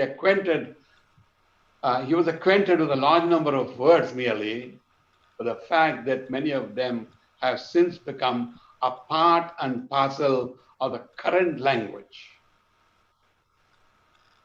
Shakespeare was the first to use certain phrases and expressions which have become what Henry Bradley, the famous linguist, calls household words. Phrases like caviar to the general, metal more attractive, full of sound and fury, power of strength, Daniel come to judgment, yeoman service, the sere yellow leaf, hoist with his own petard, to the manor born, moving accident, once pound of flesh, patience on a monument, foregone conclusion, beggar's description, out Herod. Now look at this. I've just listed a few. Quite often we use these expressions in speech without even remembering their source. The last of the phrases, Herod, in the above list, are not only a model for similar phrases like out Bentley, out Milton, out Darwin, and so on, in the sense of excelling something, excelling a model, for example. Shakespeare's in truth, I quote Henry Bradley here, I'm reading now. Shakespeare seems in truth to have curious fondness for the inventions of compound words, without expressing the notion of surpassing or exceeding. All the words of this kind that exist in modern English appear to have been framed either by him or by later writers in imitation of his example. Let's now take up words which may be called truly Shakespearean. They are Shakespearean in the sense that they are new to the English language in the latter half of the 16th century. Interestingly, the word, when I say will, still, amazes and sizzles, when I say that, please remember in Shakespeare's own time, will also meant sexuality. The amazing way in which he used language of power, which has, suggestive meanings, is indeed very interesting. Look at the words like agile, allurement, antipathy, accommodation, apostrophe, aslant as a preposition, assassination, catastrophe, consonancy, critical, dislocate, demonstrate, dire, discountenance, emphasis, emulate, expostulate, extract, frugal, hereditary, horrid, impertinence, mediate, modest, obscene, pedant, prodigious, premeditated, reliance, ambuscado, armada, barricade, cavalier, mutiny, pell-mell, renegade. Look at he borrowed some Romance words from Spanish and French and introduced them into the English language. He's also, coined few amazing terms like foam girl, heartsick, needle-like, long-haired, ever-burning, lackluster, green-eyed, hard-blooded, hellback, and so on. Don't we use them in our language? And if you find a good speaker in English who does not have idioms and phrases, who does not have such picturesque words in his words, he's speaking English like wonderful payasam without cashew nuts and raisins. Shakespeare used certain words in the etymological sense. That is why a modern reader is apt to miss the nuances that were felt by the poet's contemporaries. In Shakespeare's time, bonnet meant a man's cap or hat. Lear walks unbonneted. Charming words did not mean delightful as in our time. It meant magic spells. When Lorenzo in The Merchant of Venice says, let's in and expect their coming, he means let us await their coming. And in Desdemona's, I would do much to atone them. Atone means not nemesis, but to reconcile, to make amends. Humorous in Shakespeare time meant damn. The word did not acquire present meaning until the time of Addison. Look at the word notorious, for example.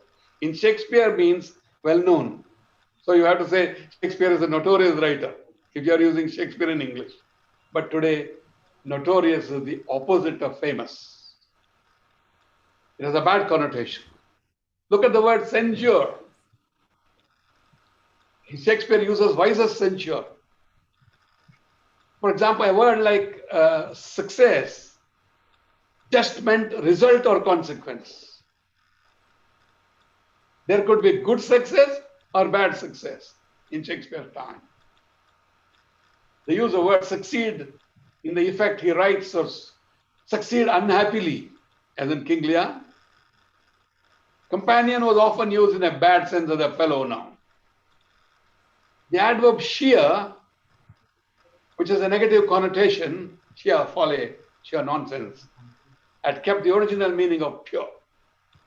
Thou sheer, immaculate silver fountain, as in Richard II.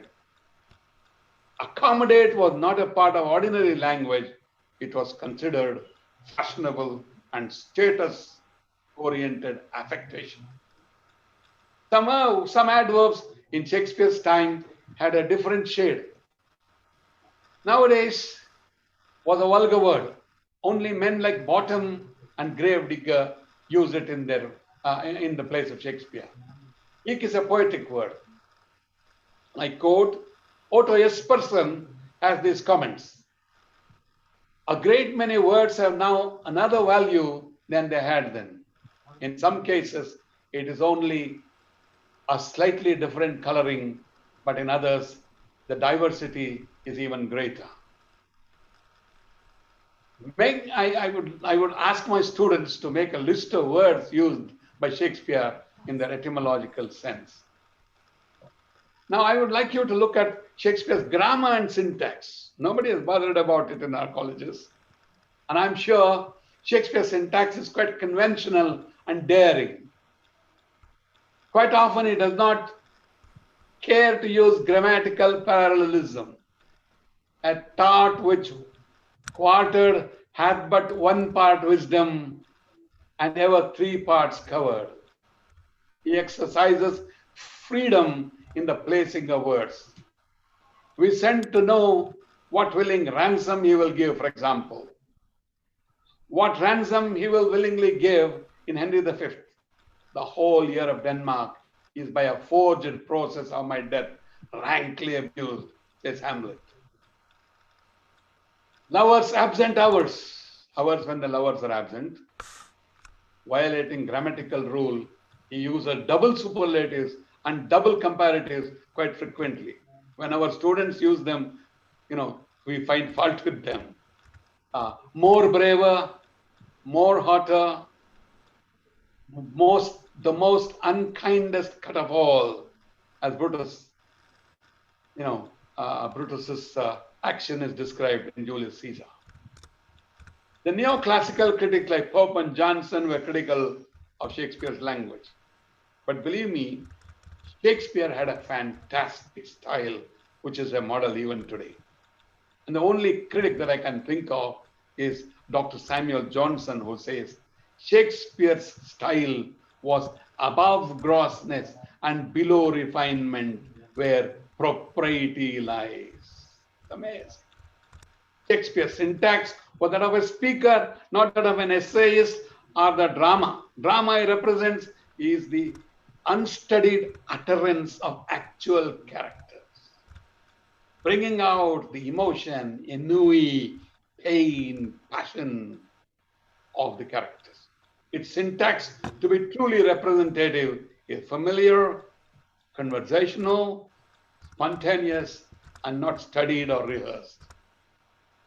Shakespeare uses very few poetical words. So, for example, thou, thee, tis, even, however, mine eyes, when negative and interrogative verbs without do, what come to be regarded as poetic diction, words supposed to be poetic in themselves, in the 18th and 19th centuries, cannot be traced in Shakespeare. It comes from another source, like Spencer or Milton. In the 19th century English literature, we see how poets have been influenced by Shakespeare. Keats uses the word entree. Keats uses the word charactery, and Browning also uses it. Gain-giving is used by Coleridge. Pink of cleanliness is used by George Eliot. Pink of good behavior is used by Stevenson. None of those belong exclusively to what may be called technical language of poetry. Shakespeare was not only an experimenter in language, but also a critic of certain practices of vocabulary during his periods and the dramatic career. About 300 words which we come across in his earlier writings are given up in his maturer writings. Look at words like bright, brittle, fragrant, Snow White. There is implied criticism when in later works he ridicules these words.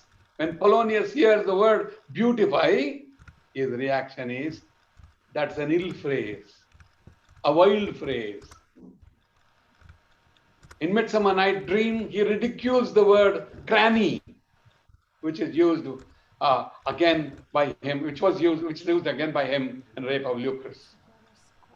He is also very critical of bombast, verbal bombast, linguistic artifices like alliterations and bombast employed in good faith by his contemporaries like Peter Green. I will just stop here and tell you, why should you read Shakespeare plays? Somebody asked me, and I said, I quote a critic.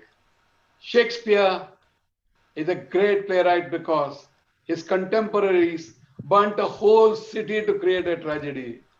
Shakespeare just drops a handkerchief to create a tragedy, which is as precious as paint even today. In The Love Slave and Lost, he satirizes affectation and use of words. He calls bombast, full of taffeta phrases, silken terms, precise, three-pile hyperboles, spruce affectations, figures pedantical. The advice is to avoid the bombast and the pedantical. He uses exact language that suits a character.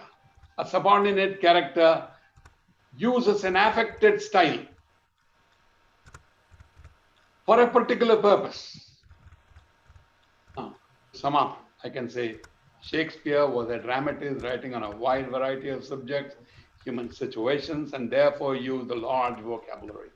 Many household words used in current speech are from Shakespeare. We use them without knowing their sounds. Shakespeare used certain words in their etymological sense. He enriched and enhanced English vocabulary by adding new words. He showed great daring in coining words. He avoided poetic diction, used simple, commonplace words, and achieved finest effect. Now I'm going to show you a small set of quotations from William Shakespeare. Please read them, and I will not be participating in the reading. Each one will take just 4 seconds, and in 2 minutes you will come across some of the greatest lines of William Shakespeare. Look at this. The first one is, of course, from the famous play Hamlet. You know, this is the famous line used by Rajesh Khanna. This is a wonderful sentence from Shylock.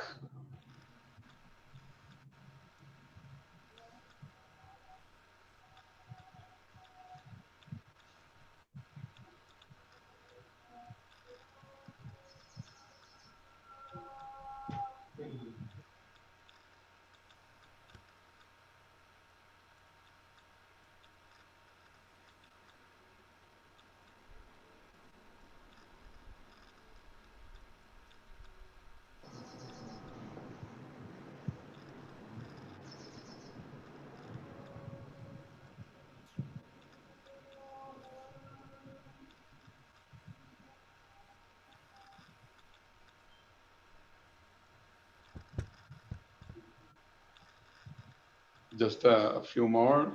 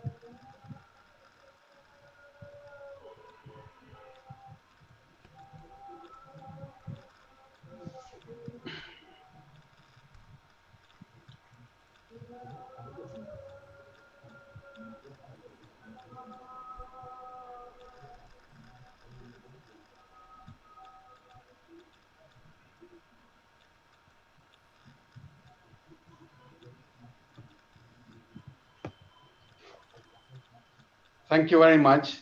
Now, I put these with my silence because I wanted you to passionately get involved in those sentences and understand what they really mean. Look at a line like, I was one who loved too well, but not wisely. Just 4 words will tell you the tragedy of Othello.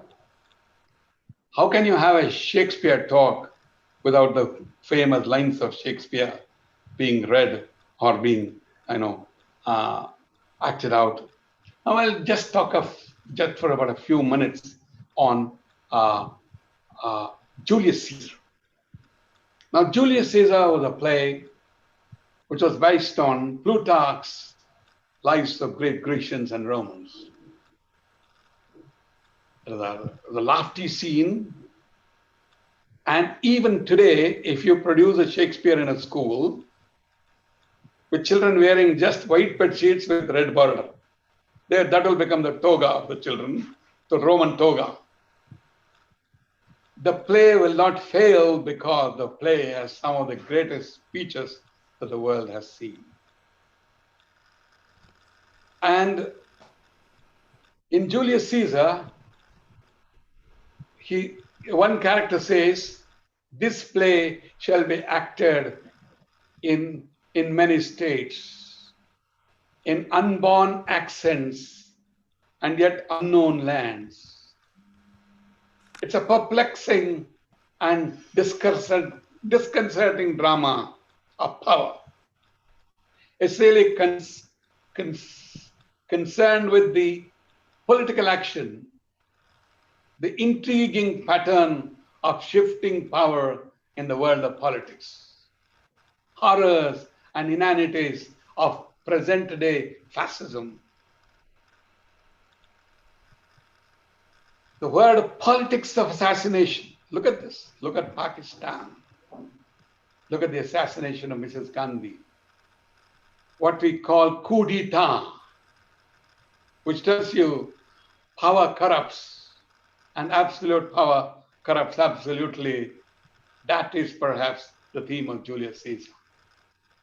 What Shakespeare does is he uses contrasting characters and produces a great play. With the MGM production, where Brutus was played by Madsen, Cassius was played by Sir John Gielgud, Marlon Brando was played Mark Antony. What we had was a great play where there was an egoist, imperialist like Caesar, idealist like Brutus, pragmatist like Mark Antony, and opportunist like Cassius.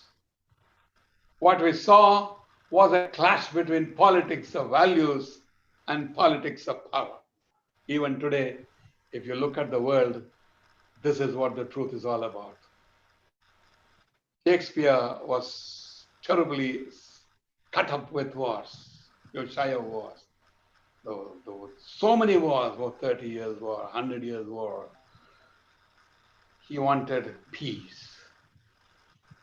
There is no peace in Lear, Macbeth, Hamlet, or Othello. What we see is that turbulation when the time becomes out of joint. And you have great characters like Macbeth who come out with lines like, life's a walking shadow, and where man becomes the story of a villain. And you have in Julius Caesar the story of a villain who might later become Iago in Othello. Cassius hates Julius Caesar,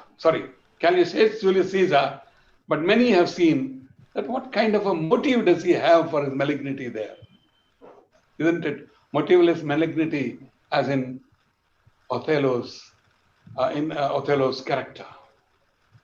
What we see in this play is demagoguery, the use of rhetoric, which is there even today. When we see people use the power of rhetoric and the power of oratory to transform audiences. I only wish if one can replay the amazing oratorical skills of Mr. C.N. Annadurai, the Chief Minister of Tamil Nadu, or Karunanidhi, or the great Chief Minister of Tamil Nadu, or N.T. Ramarao, who used their oratorical power to sway the audiences. You show me a play where you have such a sizzling character like the mob in Julius Caesar. I'm only sharing a small comical part of the mob. As the mob is out and rampage, creating arson, violence, killing, murder, torching, fire, etc., they find a man called Cinna. They think Cinna is a conspirator. So the mob goes and catches him. He says, no, I am not Cinna the conspirator, I am Cinna the poet. You know what the mob says? Burn him for his poetry.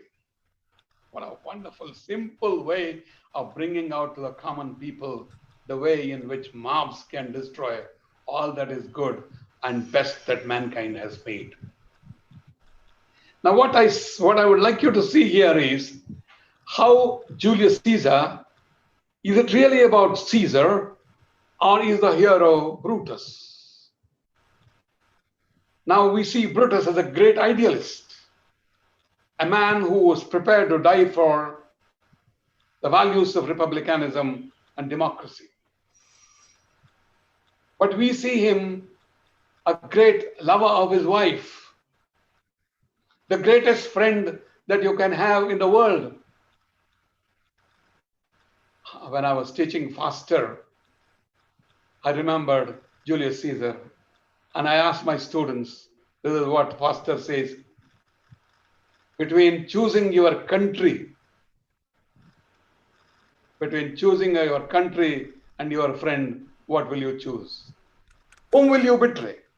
Who will you betray? Will you betray your country or your nation? So the story of noble Brutus, and the play is a fantastic success even on ordinary stage. But the spirit of Caesar dominates the second half, and the chaos engendered in the beginning by the lawful toppling of a powerful king. Peace comes back to Rome with the return of Octavius Caesar. Thank you, madam. Is there any response or question?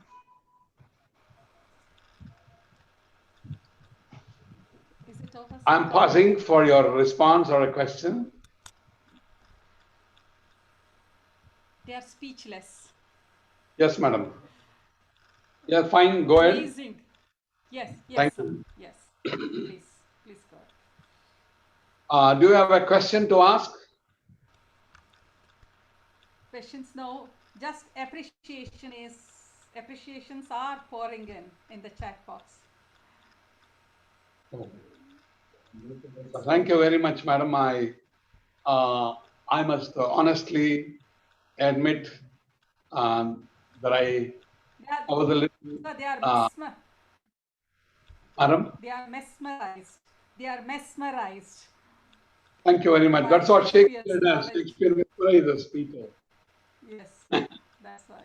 This is the first time I am not having any questions or anything like that, except for the appreciation there. You can continue. I will just close it with just a few lines from Shakespeare. Okay. The quality of mercy is not strained. It droppeth as rain from gentle heaven upon the place beneath. 'Tis twice blessed. 'Tis blessed him that gives and him that takes. 'Tis the mightiest of the mightiest that becomes the throned monarch better than his crown. You call me misbeliever, cutthroat dog, and you say I want 3,000 ducats? Or your 3,000 ducats, here is 6.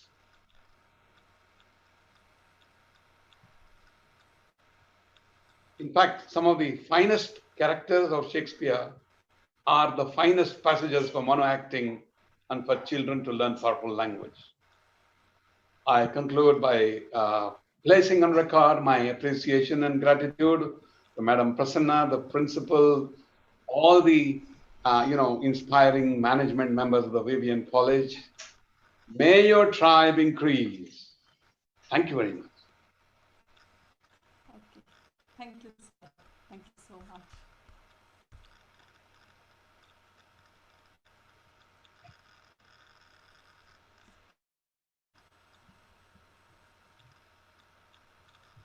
So, as you had said, if they read and reread the plays of Shakespeare and are able to reproduce some of the lines at least, I think their language automatically improves. They can develop an effective language through Shakespearean plays that way. So, your advice for the participants? My advice for the participants is Shakespeare is a gold mine. Be prepared and go. Shakespeare is not difficult because Books with glossaries are available. It's available on YouTube. Go and see Shakespeare plays, enjoy them. And Shakespeare is one great writer who, when you read, he instructs you, and unawares, he entertains you and chastens your soul. You become a better person. So, why miss Shakespeare? People may say Shakespeare is not necessary in a language syllabus. But without Shakespeare, Milton, Dickens, Wordsworth, Byron, Keats, Coleridge, Eliot, Arden, what is English language? Someone said, as flat as this water.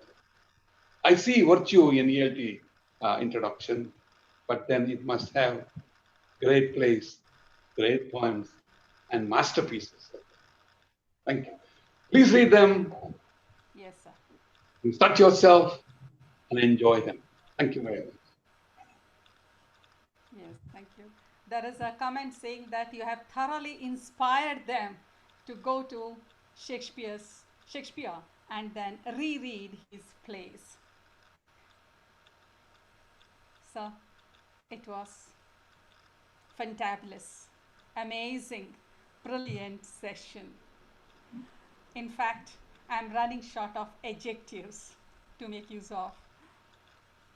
To recall one of Shakespeare's quotes, he said, "That is not the best sermon which makes the hearers go away talking to one another and praising the speaker, but which makes them go away thoughtful and serious and hastening to be alone."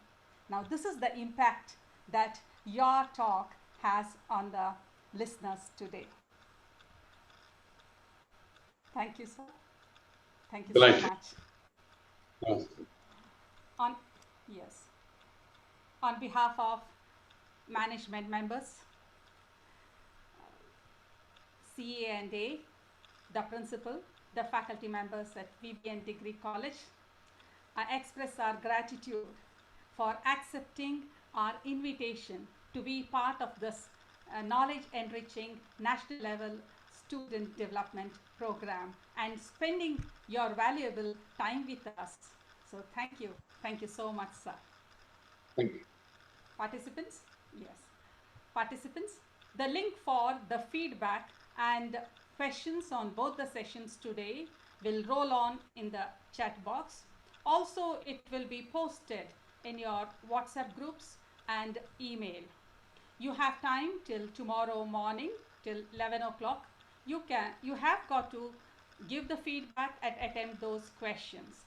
As you all know, even though you have not registered for this program, if you give your feedback and attempt today's questions, then automatically your name gets registered. If you score above 50%, you will be getting a completion certificate of the course. And if you score less than 50%, then you will be eligible to get e-certificate of participation. So tomorrow, again, we'll be meeting at 11 o'clock to know more about language, how to learn language through narrative graphics and the interview skills. We are going to study them tomorrow. So thank you. Take care. Stay at home. Stay safe.